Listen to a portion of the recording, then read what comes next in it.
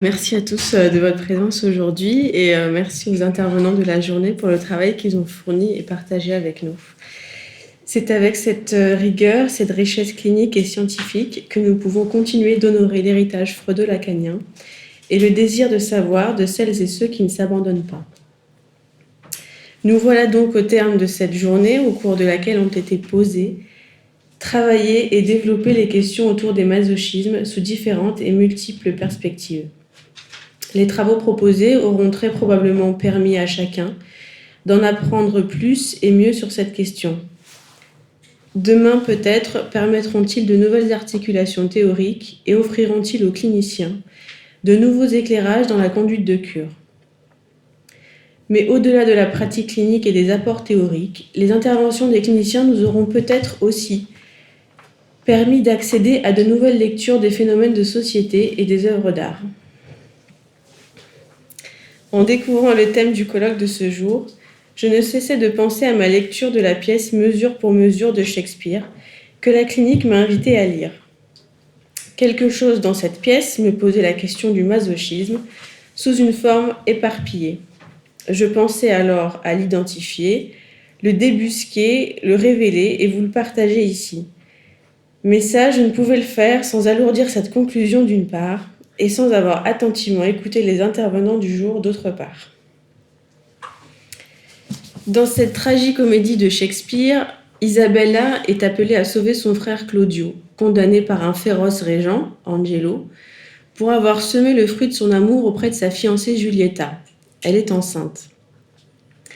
Pour que son frère ait la vie sauve, un marché est proposé à Isabella. Si elle laisse Angelo jouir de son corps, Claudio survivra. Mais Isabella refuse de se sacrifier. Elle décline cette demande d'abnégation, ce qui sonne par ailleurs paradoxal. Elle refuse car son masochisme à elle l'a choisi. C'est le vœu d'abstinence sexuelle, la privation des plaisirs de la chair, comme un parfum de masochisme érogène. À la lueur d'une brève d'amorim sur le masochisme moral et l'opération des organisations intramoïques, j'ai rétrospectivement pu lire cette pièce comme un bain psychique indifférencié, dans lequel les organisations intramoïques des uns se livraient une bataille acharnée contre celle des autres. Les personnages de Shakespeare évoquent tantôt la férocité, la tyrannie, la tromperie, tantôt la jouissance, mais aussi la candeur et l'amour plus simplement. Ce déchaînement des passions, l'histoire d'un homme qui demande à une femme de se sacrifier, parce que ça l'arrange lui, m'a fait penser à ces femmes auxquelles il est demandé de se cacher parce qu'elles en dérangent certains. Et elles s'exécutent aussi parfois parce que ça les arrange bien, elles. Ce déferlement, c'est aussi à l'image de ce qui se joue sur les réseaux sociaux et plus globalement dans la société. Ou comme le disait ce matin M. Le Gouy, le rapport au savoir et à la vérité semble bien vacillant. Un déferlement aussi parce qu'il est question de jouissance à l'excès pour boucher le manque, comme le disait Sabrina Merabet tout à l'heure, jusqu'à opérer une percée sur le corps dans le cas des insomnies, comme nous l'a présenté M. Julien dans son cas clinique. C'est vrai, l'actualité médiatique oscille continuellement entre bonnes et mauvaises nouvelles, entre faits divers et belles histoires. Sans basculer dans le « c'était mieux avant », il y a tout de même cette impression qui s'allonge, la mienne, celle d'une brutalité toujours plus forte, comme si la fonction du surmoi des uns et des autres était de plus en plus débordée ou inefficace. Maintenant que nous sommes de plus en plus informés sur les processus de mutation des virus, peut-on parler d'une mutation, celle d'un surmoi affaibli face au travail de la résistance du surmoi et de l'autre non barré? Aussi, peut-être que ce colloque nous aura donné des éléments de réflexion pour penser le thème de la prochaine journée d'études du RPH, qui fera se rencontrer psychanalyse, gynécologie et maternité. Warda Ferlico a d'ailleurs ce matin cité les travaux d'Hélène Deutsch, et notamment l'expérience masochiste de la maternité. Toujours dans l'antichambre temporelle du colloque de ce jour, le titre de l'intervention de Magali Sabatier, Léoton Timourouménos, nous a invités à lire le poème de Baudelaire, qui nous a à son tour inspiré les suppliques de Jacques Brel, celle de ne pas être quitté. Mais par qui? S'agit-il de son être, de son moi, de sa jouissance, de son symptôme? Brel ne parlait pas d'une chanson d'amour, mais d'un hymne à la lâcheté des hommes. Il aurait été inspiré par la nouvelle La Douce de Dostoïevski, écrite en 1876, où l'on peut lire « Le narrateur supplié, ne me remarque même pas, laisse-moi juste regarder dans un coin. Fais juste de moi ta chose, ton petit chien. » Ce qui rappelle aussi les paroles de Séverin à Vanda, qu'Élodie Chopard nous a partagées ce matin.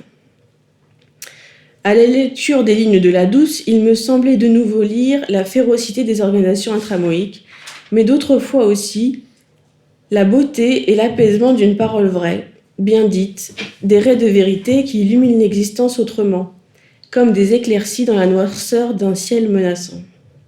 Ce balancement entre férocité et délicatesse, entre brutalité et bienveillance, cette mêlée entre l'être et le moi, entre rage passionnée et accalmie, entre vérité et aliénation, s'est présenté comme un dialogue, celui qui anime l'être au cours de la cure psychanalytique. Cette douce qui se donne la mort, qui s'éteint à petit feu, s'essouffle et étouffe la vie, c'est l'allégorie et le paroxysme de l'être qui abrite la plaie et le couteau, qui est la victime et le bourreau, et n'est que l'ombre de son ombre. Ainsi, dans ce dialogue, empruntant la plume de Dostoïevski, le moi écrasé par la haine dirait « Non, moi, pour ainsi dire, je marchais à l'orgueil. Je parlais presque en silence. Parce que je suis expert pour parler en silence. Toute ma vie, je l'ai parlé en silence. J'ai vécu en silence, au fond de moi-même, des tragédies entières. Oh, parce que moi aussi, j'ai été malheureux, j'ai été rejeté par tout le monde, jeté et oublié, et ça, personne, non, personne ne le sait. Rejeté par tout le monde, de là peut s'originer cette soif de vengeance évoquée par Diane Merakeb, une soif intarissable que les fantassins du moi mettent à exécution, verbale ou non verbale, avec la connivence de l'être inféodé. Puis, quand l'être se réveille et renonce à sa lâcheté, il dirait « Pourtant, un voile restait tendu devant mes yeux, un voile qui m'aveuglait l'esprit, un voile fatal, terrifiant. Comment s'est-il fait que soudain, tout cela soit tombé de mes yeux, et j'ai soudain tout vu et tout compris. » Le moi fort, ébranlé par la chute de son règne, réagirait de la sorte. Elle a bondi soudain, elle s'est mise soudain à trembler de tout le corps. Et que croyez-vous? Elle s'est mise à taper du pied contre moi. C'était un fauve, c'était une crise, c'était un fauve en crise. Et l'être de dire « Mais j'ai gardé mon calme, je n'ai même pas fait un mouvement. » Et d'une voix toujours aussi tranquille, je lui ai déclaré tout net que je la privais dorénavant de toute participation dans mes affaires. Elle m'a éclaté de rire en pleine figure. Peut-être est-ce à la sortie de la cure que l'être et le moi battent enfin la mesure ensemble et cessent leurs enfantillages. L'un à l'autre, ils se livreraient ainsi. Il y avait si longtemps que nous étions étrangers l'un à l'autre. Oh, nous pouvions encore nous entendre. Nous avions juste terriblement perdu l'habitude l'un de l'autre cet hiver. Mais est-ce qu'on ne pouvait pas réapprendre? Tu m'aurais parlé comme à un ami, comme nous aurions été heureux, avec quelle joie nous aurions ri en nous regardant au fond des yeux. Merci à tous pour votre présence aujourd'hui et le RPH vous donne donc rendez-vous le 11 juin prochain pour la journée d'études psychanalyse, gynécologie et maternité, au cours de laquelle cliniciens et sages-femmes témoigneront de concerts de leurs cliniques respectives.